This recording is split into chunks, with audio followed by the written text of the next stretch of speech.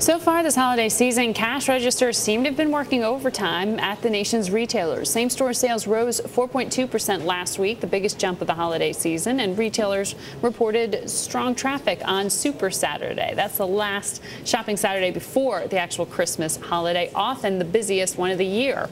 So joining us now to handicap the real results is Janney Montgomery Scott's Managing Director, David Strasser. He's a top retail analyst, according to the data we keep here at Bloomberg. So obviously we won't know until we actually get earnings and sales results.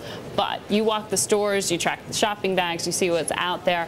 How strong is the season? I think it was really strong in November. The first part of December was stronger. It feels like it's kind of slowed a little bit. I mean, we had talked about this probably the last time I was on too, about this last weekend, Saturday coming, a week before Christmas. So the calendar is actually going to complicate things. Yeah, and it's going to complicate things. So we're not going to really know how it ends up, I think, until after the holiday. Because it would be better if it was the Saturday immediately before versus you having a week to span out your shopping. Right, but that being is what it is. You take what you can get and you move forward, and it's going to be good. I mean, it feels like the apparel is doing better than some of the hard goods areas. I mean, you look at the existing home sales numbers, and that just kind of plays into sort of some of the bigger hard goods areas and the bigger ticket products. It's just without people buying new homes and existing, with the existing home sales stuff weak, it does matter, and that probably matters more as once we get through the holiday season. But it's going to be fine. It'll be fine. It'll be good.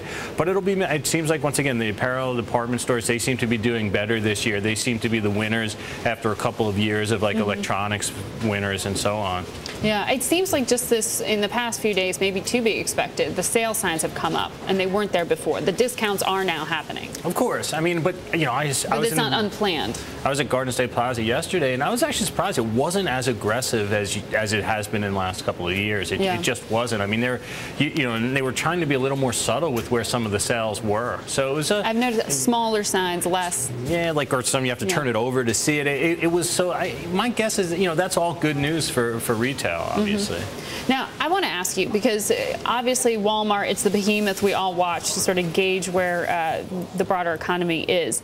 They made an interesting decision to allow those discounts on toy prices to expire. It was sort of reported as a price hike rather than just an expiration. Is that a sign that they need to make up a difference getting into earnings, or is that just they think the consumer can handle it? Probably more the former than the latter. I mean, their customer of all customers is probably getting hit hardest. I mean, we were in Walmart yesterday. They looked great. I mean, there was a lot of urgency to, price was a pretty good focus. The store looked great, but their customer with gas prices is the latest doozy for the low end as well. I mean, they're getting hit pretty hard. So, I mean, once again, they talk less than most other retailers now about how trends are going, and they don't do it monthly. Because they don't report on a monthly basis. Right, they don't give you the monthly. I mean, I think they're doing okay, but my sense is that was more about margin a little bit than it was sales. To make up a margin there? I think so. I think they were very aggressive earlier on the toy category. But that category is interesting, too, because you have all the Toys R Us, the pop-up stores out there now that seem to be taking, that probably make that whole toy business a little bit more competitive. So Walmart became the world's biggest, or country's biggest toy retailer, put a lot of them out of business, but do you think that Toys R Us is biting back? I think they're trying to. What you see with the pop-up stores, I mean, one of the things that Walmart did over time was they were great at basically flexing out toys right in front of the holiday, and it was great because they didn't have to have it 365 days a year. They had it only when you needed it. Right. In a way, the pop-up stores is the way to fight back if you're Toys R Us, which is you flex out toys right into holiday. So for 2 or 3 months a year, you're much more exposed to the environment, and then you can bring it back in and bring your costs down. And you don't have the. We'll see how it goes. That's one thing I'm really watching this year to see how that went. What's happening at Best Buy? Because are they losing market share? What's going on with the TV sales? TVs are tough.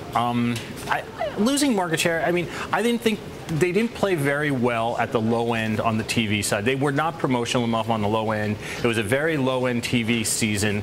Did they lose market share? Yes. Is it structural? No. It feels very temporary. As far as the high-end, the LEDs, they owned the market last year. They were one of very few people selling them last year. So no, I don't think there's a structural market share shift going on there. I mean, I think the thing we're going to watch for next year, one of the biggest, is going to be the internet. And it's going to, one of the things that I am watching next year is going to be internet sales tax and where that goes, because I think that's a big story for 2011. That's going to be interesting to watch. David, have a great holiday. Thanks for coming on.